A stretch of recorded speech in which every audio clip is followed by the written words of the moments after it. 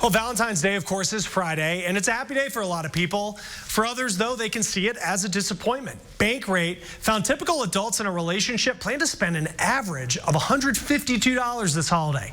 That includes the gifts, maybe dinner, some sort of entertainment. Younger adults have even higher spending expectations.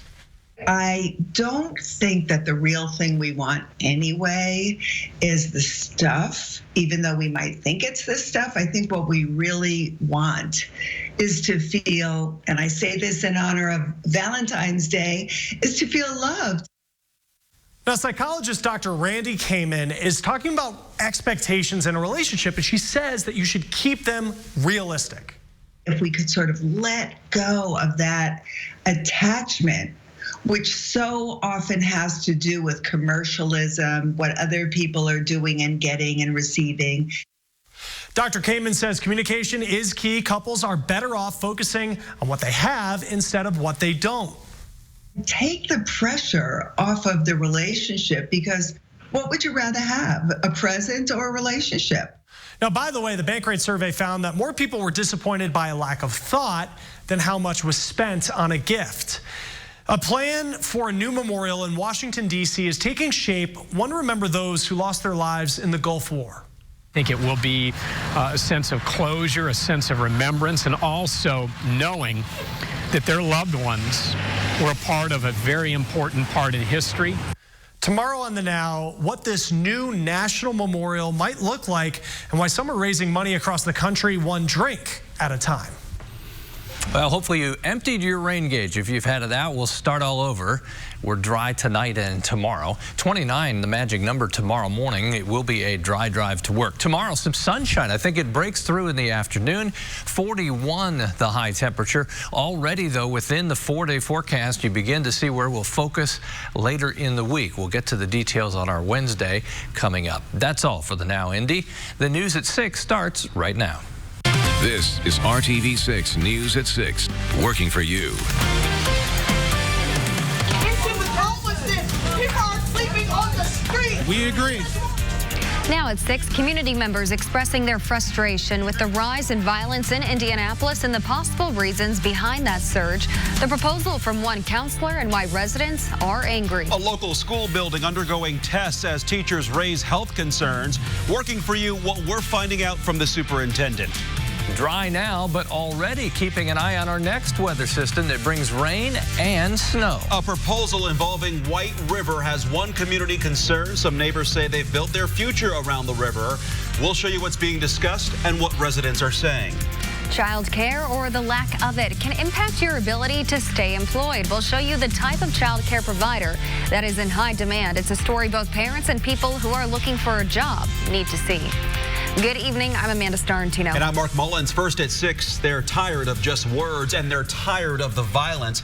Now they want to see some real concrete solutions. People who showed up to a downtown news conference raised their concerns about the ongoing violence in the city. This comes less than a week after quadruple homicide on the northeast side. RTV6's Megan Sanctorum is working for you to find out what one city-county councilor is proposing and why some community members are so upset. I'm about to bury my cousin in 2 weeks. Hearts are hurting. This conversation I'm having is real. And tensions are high. The issue is poverty. The issue is gentrification. The issue is food deserts. A community fed up and desperate for change, they say, isn't happening quick enough. I didn't think you. I didn't think you. I didn't think you. Several people interrupted a press conference led by Councilor Brian Mowry as he announced the creation of an emergency public safety summit. The summit will bring leaders from crime-fighting and faith-based groups together in one room to discuss solutions to ongoing violence. But the announcement was not received well by some community members. The community has had these conversations for years, and none of them have shown up. Where were you a couple years ago when the community was saying what they needed? Where were you? And now she thinks the focus needs to be on addressing the root cause of violent crime. Till we get to the root, we're still going to see the same old pattern of violence happening. We have major socioeconomic trauma in our community, and socioeconomic trauma goes way beyond just a conversation. It goes beyond it's mental health, it's drug addiction, it's poverty when people can't get jobs. Some say they're frustrated by a lack of collaboration. We have a lot of people trying to build programs to help and assist, but we have no support because guess what? Everybody's building their own issues. Everybody's working on their own thing. Collective impact, that's what the word truly should be. It's collective impact and what unity really looks like. We asked Mayor Hogsett for his response to the community frustration today. Creating another bureaucracy just to talk some more about violent crime won't save the life of a single individual. Working for you, Megan Sanctorum, RTV6. And that Emergency Public Safety Summit will be held next Monday. And deadly crime keeps happening in Indianapolis. The man is dead in what IMPD is calling an apparent homicide on the southeast side. Investigators say officers rushed to the 1300 block of Olive Street just after 9:30 this morning on a report of a person down. That's near Prospect and Shelby Streets. When police arrived, they say they found a man dead with gunshot wounds. The Marion County Coroner's Office has identified the victim as 38-year-old Robert Burskirk. Now, Metro Police tell us they are investigating this case as a homicide. Officers have not released any information about a possible suspect. And a spokesperson for IMPD says this morning's incident is near a shooting in the 1900 block of Orange Street from Saturday night. We asked, and police say the two incidents are not related. Officers found a man and a woman with gunshot wounds at a home at Orange Street in South Randolph Street Saturday night. The man was taken to the hospital in critical condition. The woman's injuries were not life-threatening. So far, no charges have been filed in that case. Again, this happened close to this morning's death investigation, but again, police say the two cases are not related.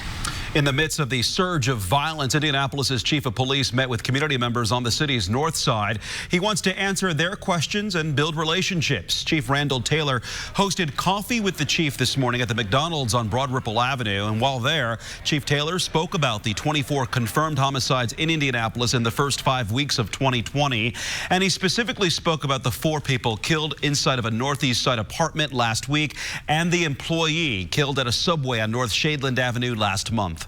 Obviously, we're concerned about these numbers. It's hard to point a finger at what causes the spike, but I think the important thing is that detectives are out doing everything they can. We're certainly hoping to get some information from the public as far as it relates to these most recent, but especially the quadruple and then the one out on Shadeland at the Subway. Chief Taylor says in the next day or so, IMPD will take steps to generate more information and tips on the crimes that have left people dead this year in Indianapolis. He says there are people with information, and he hopes IMPD can get more of them to speak with officers. A Southwest Side Indianapolis school building will undergo several months of testing following health concerns among teachers.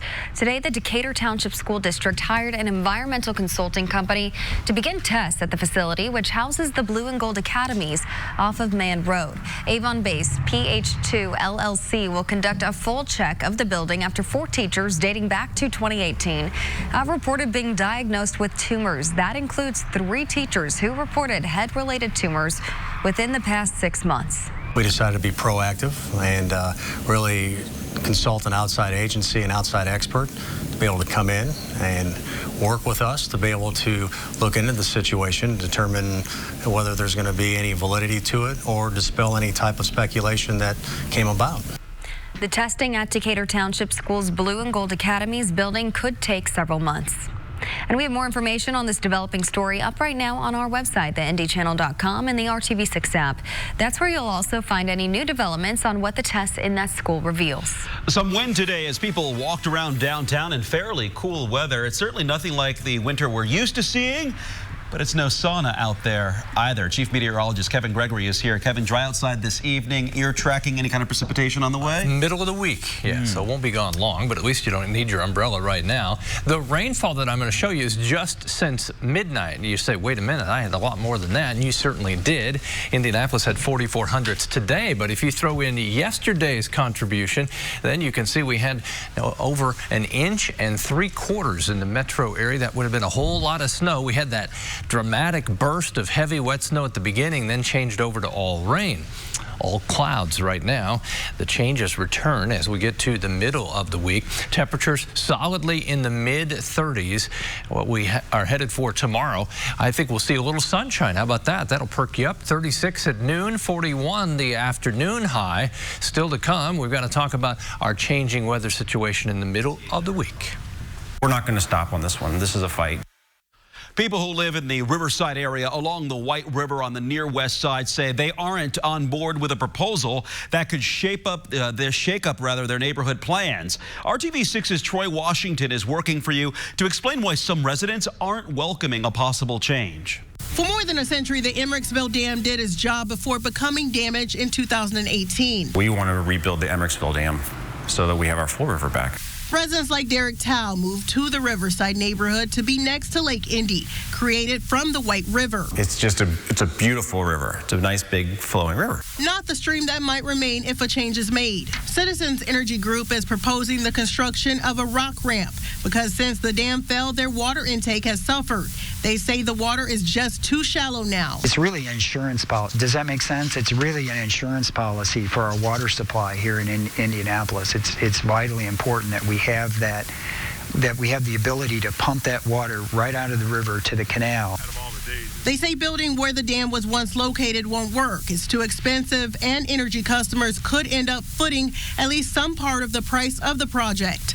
Taking that into consideration, they don't want to pass along a larger bill than necessary. Really narrowed it down to two sites, one north of 30th Street, which would be the least expensive and easiest to build, and then another location that would be a bit more expensive, located in Riverside Park, south of the boat ramp. And that site would restore much of what was known as Lake Indy. The project won't happen until summer of 2021, which means nothing is set in stone just yet. Citizens Energy Group says they are still listening to residents' concerns. The residents say they don't want to fight, they just want solutions, and they say they have some ideas that should accommodate everyone. These residents say they've planned their entire future around the river, and they aren't ready for the change construction and a new location could bring. The whole master park plan is basically set up all around the river. So, I mean, that's what Riverside is known for. That's what the neighborhood is known for. It's our greatest natural resource. Working for you in Riverside, Troy Washington, RTV6. We've got details on the upcoming neighborhood meeting happening tomorrow. Check out that information when you read this story on the IndyChannel.com. Now moving to the RTV6 news feed, the former owner of a popular ice cream shop in Johnson County has pled guilty to 2 counts of possession of child pornography, but he will not serve any jail time. A circuit court judge sentenced John Casson to 1 year of home detention and 2 additional years of active probation. Casson will have to register as a sex offender for life. The 75-year-old had owned Mrs. Curl's ice cream shop in Greenwood since 1997. The ice cream shop is under new ownership. Right now, IMPD needs your help to find this missing 25-year-old man who is from Indianapolis. Investigators say Eric Tolson was reportedly last seen on Friday, January 10th, when his legal guardian thought he was at another family member's house. Police say Tolson is said to be autistic and has the mental capacity of a 10-year-old. According to Metro Police, Eric Tolson was reported missing twice before, and each time he was found at Circle Center Mall in downtown Indy. Contact IMPD if you think you've seen him. And legendary boy band, the Backstreet Boys, are returning to Indianapolis this summer. They will perform at Ruoff Music Center in Noblesville on Friday, July 31st. Tickets go on sale this Friday at noon, which is also Valentine's Day, so tickets may make for a good Valentine's Day gift. BSB performed in Indy last September as well. There you go. We gave you an idea, right? It can be hard to find childcare. And that could impact your job situation. We look into the high demand for nannies in central Indiana, what it means if you are looking for childcare, and what you need to know if you're looking for a job. A day for Knight. We give you a unique look at Bob Knight's unforgettable return to Assembly Hall, 2 decades in the making. Kevin? And we've had quite an active 24-hour period. If you've been looking for snow this winter, there have been very few opportunities to build snowmen. We're way behind on our average snowfall for the season. We typically would have 19 inches by now. We've had just over 11. We'll talk about our next rain-snow opportunity coming up. This is RTV6 News at 6, working for you. Hoosiers is RTV6's initiative connecting you to opportunities, education, and resources. And one major trend we've noticed in doing these stories is the impact childcare can have on one's ability to maintain employment. So for the next 3 days, RTV6's Meredith Barrick is looking into a company that does the legwork for you when it comes to hiring a nanny, and it's looking to hire. We'll also hear from a nanny who used to work in the corporate world and why the family that hired her decided traditional daycare just wasn't going to work for them. Was in the kindergarten classroom for a few years and transitioned to nannying, and then after I was there for like a year nannying, and I loved it so much and I loved telling people about it. People would ask, oh, how did you get your job and how did you, find your family? And that's when Indy Nanny Concierge was born. When a family comes to me and says, hi, we're looking for a nanny, they give me their qualifications and all the things that they'd like to see in their nanny, as well as the timing and the schedules. Morgan Courier makes sure each search is individualized and that the nanny will fit the family's needs. Tell the families that I work with that it's a minimum of 30 hours. Right now, she says she can't keep up with demand and needs more nannies. She can place anyone from college students to retirees, but there is one major requirement. First and foremost is just a love for children, a love to play and teach and educate and be part of their world. I like to find nannies that have a background in education or a background in nursing. She also tackles the background and reference checks, and when a match is made, a legally recognized contract will be signed. Nannies can stand to make between $18 and $25 an hour, depending on experience, proving it's much more than a babysitting gig, but a full-blown career. It's a much better option because during the day, there's someone still keeping your household running. There's someone still taking out the trash and wiping down the countertops and, cleaning high chairs, doing laundry. So when you come home, it's not all on the parents anymore. Working for you, Meredith Barrick, RTV6. And if you're someone interested in becoming a nanny, Morgan recommends being CPR certified, being knowledgeable in first aid, and taking a class at Ivy Tech or somewhere similar if you have little child care experience. Tomorrow we sit down with a nanny who explains why and how she made a transition from the corporate world into the role of a nanny. Kevin. 6:16, since we are dry now, and tomorrow let's jump right to the action, which will be on Wednesday, and we pick it up at 1 o'clock Wednesday afternoon. That's rain returning southern Indiana as it drifts to the north. Maybe some period of snow, just like we had yesterday at the beginning. Then the rain continues to expand to the north. Those of you Lafayette to Marion, Muncie, Peru north may see more in the way of snow, less in the way of rain, which means your accumulating snow potential is a little higher. 11 o'clock Wednesday night, still rain in the south, but that colder air sweeps back in, and I think we'll have a period of snow as we get started on Thursday morning as far as accumulating snow potential. And I think this will be quite slushy in central Indiana. As I mentioned, chance for maybe 3 inches. This is an early look at that potential in the northern portion of the state. Anywhere from Lafayette, Logansport, Peru on north, and just some other computer models hinting some of that snow may drop more to the south. Those are Indy snowfall potential numbers, and the forecast always changing, right? The atmosphere is always in motion. It's a dynamic process. You can keep track of it with our Storm Shield app. That's free for your phone, Android device, and then the RTV6 app. You can always keep track of information there too, but the best thing about Storm Shield, it's free, and it puts you in control of the radar. You can see the same thing I do here. Notice the big plunge, how temporary the significant temperature drop will be on Friday, which also happens to be Valentine's Day. More on that in a second. Your drive tomorrow morning, you get the green light. It will be dry. Temperatures will be just below the freezing mark. In the afternoon, we'll warm up, though, to around 40 degrees. Yesterday, we had that burst of heavy snow at the beginning of the arrival of that area of rain that eventually took over. I think we may see the same scenario as we get into Wednesday afternoon. Temperatures above freezing, which will help the melting on the roadways. As you look at Valentine's Day, that is a high temperature, 22 degrees. I don't think we'll see tons of sun, but we will see some sun. One positive about this temperature is I don't think we'll be melting too much chocolate. The overnight lows will be in the single digits, but we quickly snap back. Temperature 38 Saturday, 45 on Sunday, warm enough once again for some rain. Dry tomorrow, then we'll catch that rain, snow Wednesday. Chance of some snow showers Thursday. Dry, cold, and overall lovely on Valentine's Day.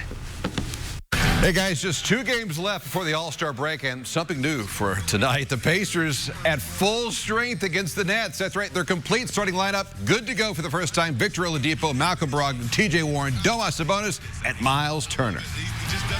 We really have to establish ourselves.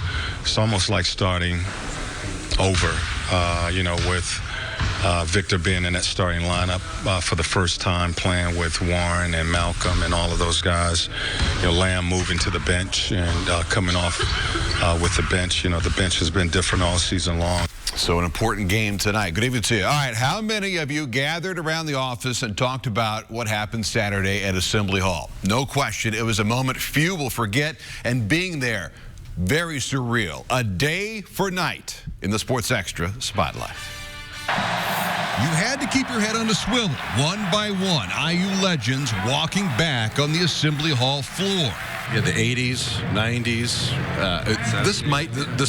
this might be the greatest collection of talent for Indiana basketball on one floor that we've ever seen in history. Yeah, I mean, I grew up watching all these guys play, so I loved I walked in there almost asking for autographs. But the reason they were all there was to reunite. It almost been 20 years since his firing. The players were there for Coach. The IU fans were too. The 79-year-old battling Father Time. His only words to the crowd: play defense. Knight's staple for decades. ESPN's Dick Vitale spent time with him the night before. It really got me. I got a little emotional. Yeah. Emotional on the air to see the respect and admiration from the fans, but from his players. And that meant so much, I know, to him, to see his players here. And to see him like he is now just breaks my heart. This guy was so special to Indiana basketball. It was part healing, but all Hoosiers. And more than a few wondering if the bitterness still existed over his firing. I'm not a person that thinks that kind of history is of anybody's interest. What we have to be realistic about, today we had a historic day. Why? Does not matter. He made some mistakes and some things I'm sure he'd regret. But we all do. I know I made mistakes in my life. Just beautiful to see him here. And that's what you take away. The moment came during the day, but this was all night. And for this moment, it was about time. I've spent the last month back here in Bloomington with him and had dinner a few times with him, and we were just happy as hell knowing that he was going to come today. This was I think it's one of the great days in college sports history and maybe sports history to be able to get Coach Knight to come back home. How badly did you guys need this? How badly did this place need this? I think this place can now kind of move on. Coach, it'll always be Coach Knight. Indiana University and Coach will always be synonymous with each other. So it's just what it is. We came here because of him. It wasn't because of the weather. And as I told Coach, as much as the academics was a big part, it wasn't because of the academics. We came here to play for Coach. Several asking afterwards if he'll return again, perhaps to Assembly Hall. The former players all hope so, but they'll take this and that for now. Pacers at 11. The news at 6 continues after this. Just of select 2020 Compass models in dealer stock. The capital city and cloud cover married once again. They've been together quite a bit. If you're wondering where the snow is, obviously we haven't had much snow so far this winter, but if you look at the last 20 years, 4 of our snowiest on record, top 10, have all been in the last 20 years since 2000. Tomorrow, no snow, a little sunshine and 41 degrees. Looking forward to that. That's nice. Go ahead. Here, I'll take it. There you go. World News is next with David Muir. Thanks for watching. We'll see you again at 7. Nailed it. My dream.